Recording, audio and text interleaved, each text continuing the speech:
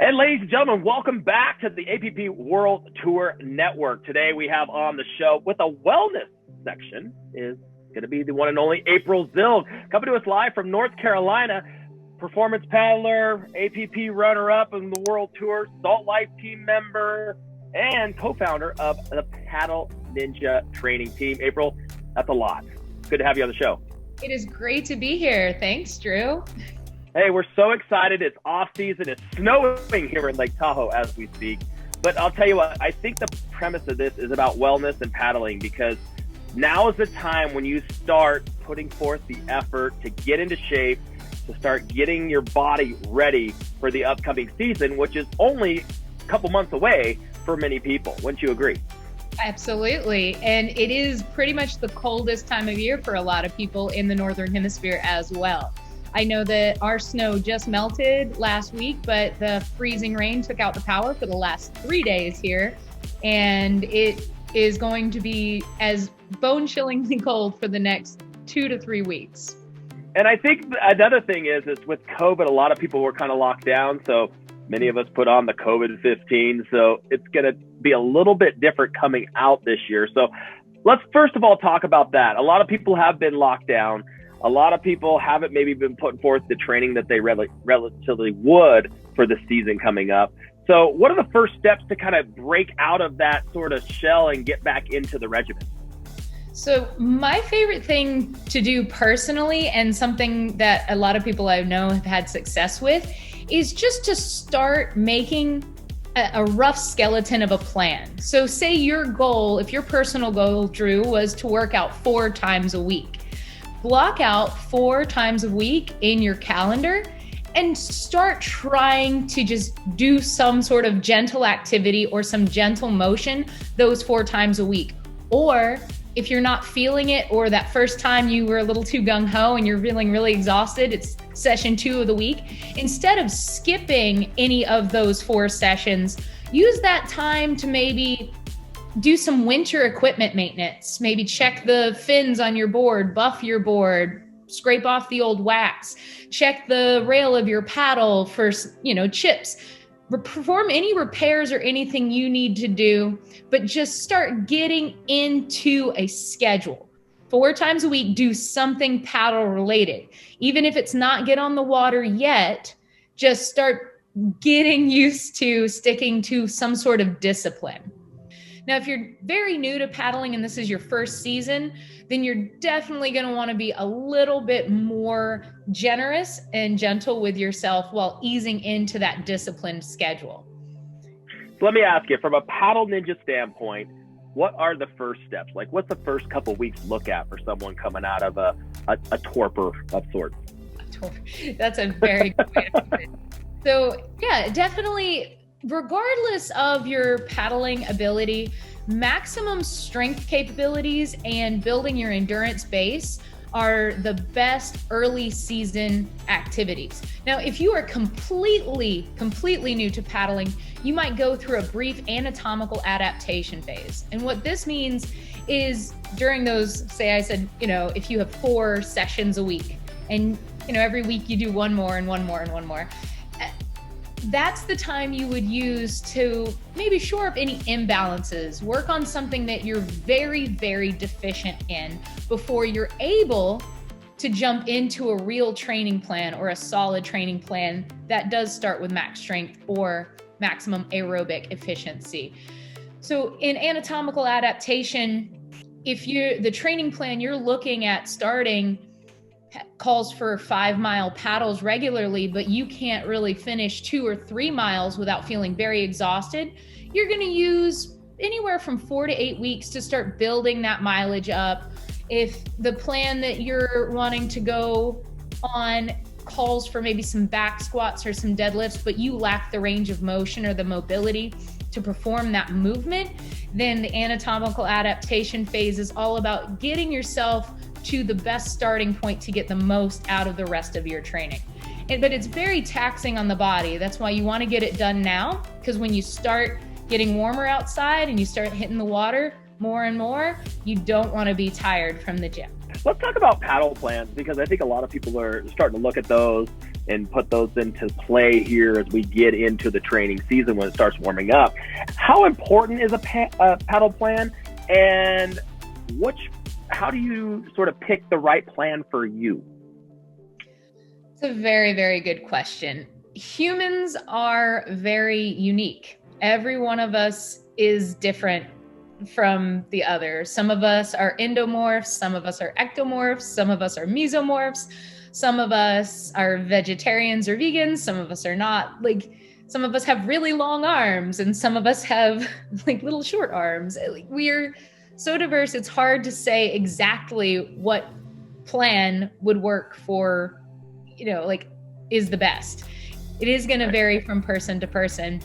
On Paddle Ninja, we have a little decision tree. So we have a small decision tree to help you kind of pick that initial plan. It takes you down little yes and no ways, whether you're interested in racing, whether you're interested in developing a skill. We have paddle plans that are very specific just to get better at downwinding, but never race a race in your life if you don't want to. So my recommendation would be to try to find a plan that speaks to you, that fits maybe with your core values. I know that sounds kind of deep for just a paddle training plan, but something that fits with what you really want to accomplish, not just externally, but internally in your life. So when you zoom out, a lot of people come to me and say, oh, I want to get fast because I've got to beat such and such, or I want to race because I want to win this specific event. And I got bad news for you. It's a moving target. If you're always comparing yourself to another person or a specific race, I don't think you're going to achieve your goals. So the best paddle plan for an individual is going to be one that works with an individual qualitative and quantitative goal. So you need to have goals like, I want to paddle a 10-minute mile on my stand-up paddleboard, and hold that for a mile. Or I want to hit a 9 or 10 mile an hour sprint in 50 meter, like the APP fast track we had this last summer. But very clearly defined, measurable, specific goals. And then you can start looking for a paddle plan that's going to help you reach that specific goal. Don't go into hunting for paddle plans with something that's extrinsically motivating. Make sure it's important to you. Like, I want to go faster because that's a sign that I'm fitter. I want to go faster because I want to have the discipline to work on something for 3 months straight and prove to myself that I can do it in this society of ultra distractedness. So just make sure that whatever you're doing it to be a better person, not just, some fast paddler thing. And April, for a lot of weekend paddlers, you don't really need a paddle plan per se to start out. All you need is a 3-ring binder, a few sheets of paper, and keep track, right? Absolutely. The number one thing, other than drinking a full gallon of water, the number one advice I have for new paddlers who are getting into the sport when it comes to training is to start a training journal. You absolutely want to keep a journal. And at the first page, write it all out, man. I want you to write anything and everything you could ever think of that you want to accomplish as a paddler. Write all of your goals. I want to get invited to the APP World Tour one day. I want to break a 9 mile an hour sprint in 50 meters. I want to hold a 10-minute mile for 1 mile. I want to travel and compete in Hawaii, and just, you write it all down on that, like a big front page, and color and make it fun. And then on page 2, you start writing how you're going to get there. Like, how can you get to those awesome goals that you just set? Things like, I'm going to paddle 4 times a week. So then you have like a weekly goal. And then you can say, okay, on this week, I'm going to try to hit 13-minute miles. And then, a couple months from then, I'm going to hit 12-minute miles. And you just start progressing and you mark those milestones in that notebook along the way. And I promise you that you'll get there. Not to mention, this notebook is going to become a wealth of knowledge. Don't just write these quantitative measurements of the paddle you want to do.